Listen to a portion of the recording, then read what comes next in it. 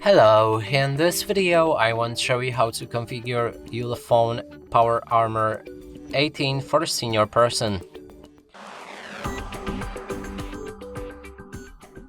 And to do this, first we'll need to open our settings, then go for accessibility. Inside you can select text and display. Next is font size. Here you'll be able to change the size of the text visible on your phone, and I'm gonna make it as large as possible.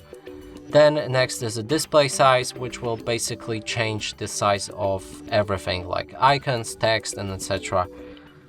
Then there's a bold text that you can activate or deactivate, and you can see the font becomes a bit thicker. And next is remove animations. If you activate it, it should reduce motion sickness when using this phone. And lastly, we have high contrast text. When you activate it, all of the text is much more clearer and visible.